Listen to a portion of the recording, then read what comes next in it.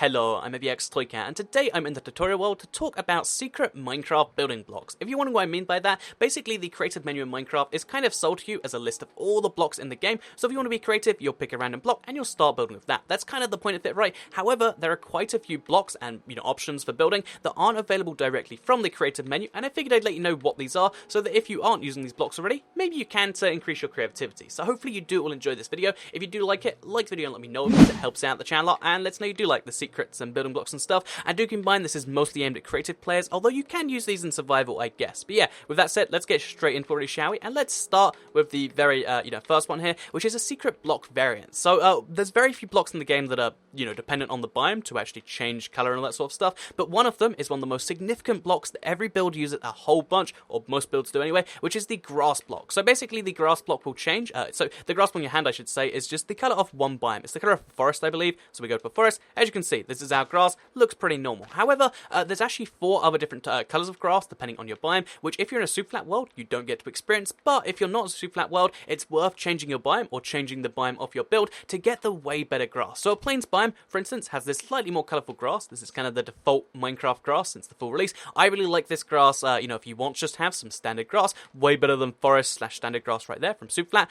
Then we've got, if you want to have like a really wilted build to make it look like you're in a hot climate, or you just want to make it look like, yeah, everything's died around here, then I think savanna grass is pretty great. So go to a savanna or go to a desert, place the exact same grass block. Oh, and suddenly it's a super different color. Also works for a mesa biome because they're all super hot biomes. If you go to a really cold biome, so extreme hills, a taiga, anything like that, you'll get a really kind of I guess it's not even green, it's like a bluish green. So if we head over here, as you can see, this is normal green over here, and then the bluish green we get is just over here. Again, you might desire this, but it's worth knowing what it is before you start your build if you want to have that bluish green, because my favorite type of green is the green you get in jungle.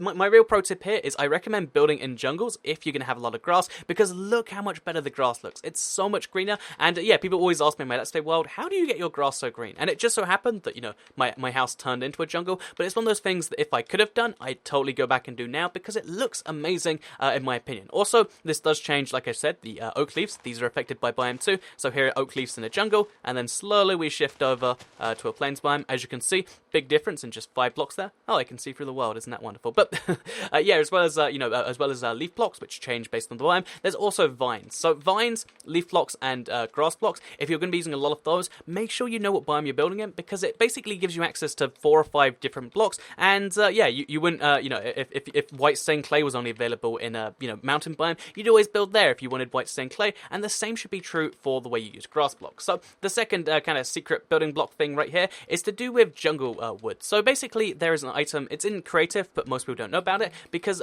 when you go to materials, you see cocoa beans, and it gives you these cocoa beans right here. Just a big pile of, what looks like, inappropriate, like rabbit feces or something. But the real truth of it is it isn't just rabbit feces, it's actually a valid building block, and it can be used for quite a few cool things. So yeah, if we just have a jungle house, for instance, boom, we add them there and there, and our house has eyes. I think it looks kind of cool personally. If it looks like it's actually a gaping mouth with some eyes above it, but I think it's actually really useful for any wooden build, because you just have to sneak a couple bits of jungle wood in there, and suddenly things look better. So for instance, let's just say we're building next to this tree right here, then suddenly we replace one block with that, and now we got some eyes growing off it. I think you could do some pretty cool things with this. Again, most people are better at making the weird creative solutions, but just keep in mind the cocoa bean is a block. It's actually quite a few blocks because there's different stages of it. I'd recommend using bone meal to go all the way to the end, because otherwise it will happen there eventually. And yeah, it can use some cool things, including just texture on a building, because again, these stick out of the block in a really cool way, and almost a luminescent way. It's like having a tiny bit of like light added to the thing. I think it looks pretty cool, and that's why I figured I'd mention the cocoa bean here. So the third block is actually one that really you'll only find, you can find on PC pretty easily, but that you won't find easily on console, because it is the anvil. Because anvils on console are just one item. On the PC, there's several. You have slightly damaged and very damaged anvils, and these are really handy if you want to build something really thematic. So if you have a destroyed church like this is right here, you might want to have some destroyed anvils to kind of fit the theme of the map, or if you're making an adventure map, you want to only give people a few anvil crafts before they run out of the anvil. So what you want to do is you want to get a damaged one. How do you do this? Well, you get a pressure plate. I'd recommend like, I don't know, a stone one for instance. You get yourself a pressure plate and you just drop anvils on it. So again, this you can do it in survival by just dropping and going through a lot of pain, but this is just a much faster way to do it. You drop it on there, that should break the anvil enough to get a damaged one, which it doesn't because we're not going high enough. So we'll go even higher up than this, and we'll go to like here. I think it's something like a 23 block full minimum. The same thing that would kill a human. If you just do that, and I hope that landed in the right place. I don't think it did, though. Okay, there we go. Now we've got ourselves a slightly damaged anvil. As you can see, they're actually seem to be glitching right now because I've tried this quite a few times, and it's not working in the current update. I think it's a weird bug. Oh, try. Okay, what we'll do is we'll try this a tiny bit further up, all the way to the ceiling, because as you can see, they actually don't stack with other anvils. It looks like it should be creating something else, but it's just not. But yeah, if you want to get one of these anvils, all you have to do is break it a whole bunch, which I recommend. Yeah, as you can see, it's a weird bug in the current update where it's not creating actually damaged anvils. But these should be damaged, because as you can see, they're entirely separate. And yeah, if we place them, they're meant to be damaged. But yeah, after this has been fixed on the console, basically you can just place them down like that, or use them in survival, and, you know, just use them a whole bunch of times until they crack themselves, and then you can have yourself slightly very damaged anvils. Again, they're kind of secret blocks that aren't directly accessible. I'll show you actual stuff in a little bit. But yeah, with that said, let's move into the next one here. That's really weird, a really weird bug right there. But with that said, let's move into the next thing here, which is kind of a combination of blocks. So again, when you push a piston, when you push a block of a piston into another block, any other block in the game is going to be moved by that. So if we take that, that's just going to push both blocks, right? It's not going to push the jungle wood into the other jungle wood. However, there's one exception to this that's kind of counterintuitive that can be used for quite a few handy things, because it is the armor stand. So the armor stand, because it's an entity and not a block, won't be pushed into other blocks properly, which means you can push other blocks onto it. So let me show you what I mean by that. If you want to, for instance, let's say have like an one of my favorite examples is to have yourself a like trophy case. What you can actually do is you can, so let's place a block there, is you can place the blocks like that, and boom, suddenly the armor stand gets pushed all the way to the edge, and then you place your glass, and oh, all of a sudden you've got yourself a trophy case. If we place one on that side too, oh, well, what do you know, we got ourselves a way to store our stuff. Really cool way to make your diamond armor stand out that much more. But you can also do this to kind of hide some of your things. So if you say, for instance, want to have it, so let's remove the glass right here, and let's remove the thing. If you want to hide half your armor stand, so you can like only make it show off the chest plate and the thing, you can do that like that. So now if we go ahead and place ourselves a chest plate on there, and then one of these, as you can see, what's going to happen is we can only show off the chest plate and the thing, which you might find rather cool. You might want to only have the top half of a thing visible. But what you can also do with this is make even less of it visible. So we go down and we place like a half slab. So pick a random half stab. Then what you can do is you can have even less fit visible, which again might be really cool if you want to have like a floating Steve head or something. So I think I really messed that up. But yeah, if I had done that correctly, then I could have a floating Steve head, and you can do that by placing things inside the block of an armor stand, which is pretty cool if you ask me. So yeah, some fun little thing you can do is you can push blocks into armor stands. And my favorite example, like I just mentioned, is probably gonna have to be the trophy case example, because it just looks kind of cool. But there are so many more that you can do with like semi-transparent blocks and stuff that might be worth considering. So yeah, that is the fourth secret one there. So the fifth one is again another one that kind of results from another block, so I guess I can understand why it's not its own block, and it is the end portal. So if you get 12 end portal frames and place them in a square, all facing towards the center, so make sure you rotate. A lot of people get mistakes with this, where they're like, my end portal won't light. It's usually because you're not facing all the way to the center, which isn't obvious. The game never tells you that. It's just, something that, I learned a long time back that is really, really useful. And then you remove the end portal frames afterwards, you've got yourself this really mystical magic block in the way. So yeah, the cool thing about this is it's not actually visible from below. So if we remove the blocks down here, you actually see how, okay, so I want to be really careful not to go into that, because the moment you touch it, you go in. From down here, you actually can't see it, but you can still see the particles. So this is a couple of cool uses in my opinion. First of all, it's just a really cool thing to look at. Like,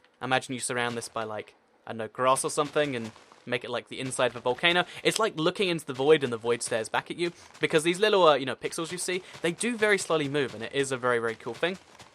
But as well as doing something cool like this, what you could probably do is you could have like a secret, like, trick people into going there. Because if you have like just a random little thing like this, there is no way for people to know they're going to walk in something besides the effect. Another thing you can do is you can use the effect as kind of like a chimney thing. So let's say this was like a chimney. Then suddenly, from the outside, so this is going to look awful. But again, pretend this is a house's chimney. You can see how you'll see the particles, but you won't see the thing itself. And again, it's kind of like fire, but it's a much more interesting version of fire. And again, it just makes you want to stare in at those blue little dots that are all bouncing around the place very, very slowly. Anyway, with that said, let's move into the final one here, which involves us jumping into the portal, which we'll just go into like this. Just show it's a thing. So you go like this, and you're tricked into going to the end. Maybe there's some benefits tricking your friends into going to the end. I'm not entirely sure, but let's kill the dragon, because you can probably work out the final one is here, because it involves killing a dragon, and we're in the end.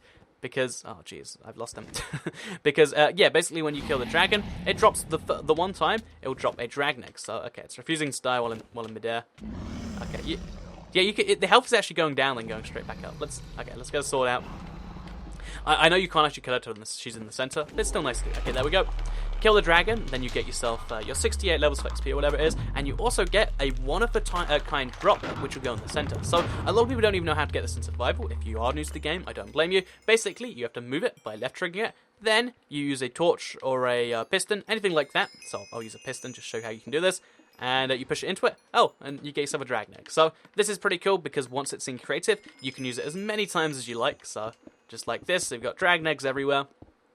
You can use them to build with, because you just have to go like this, and suddenly you got yourself a dragon egg house. I don't know, there's a few bizarre things you could probably do with it, but it's only possible in creative to have more than one of these, so make sure you do something wise. Maybe you just want to show off that you've got your 5 dragon eggs, and I don't know, ruin a stack like that, because they are affected by gravity, which I think is pretty cool. I don't know, there's a few different options you might want to play around with, but that is the final little secret creative only block. I hope you did all enjoy today's video. I hope you learned something new. Hopefully one of these things inspires you. Maybe you do want to have like, because these make some really cool, like, because they're one of the weirdest shaped blocks in Minecraft. They make like great, you know, like spires atop of things. So, oh, look at my fancy little fence post thing. Again, hopefully one of these things did inspire you. If they did, I'd very much appreciate you letting me know in the comments. Like the video if you did like it, share if you really liked it, and subscribe if you're new around here. I make videos like this one every single day on my channel, and if you subscribe, you'll see them daily on your homepage. Thank you all very much for watching this video. I kind of want to play around dragon eggs now, like see what happens if you drop like a stack of 256 of them or something.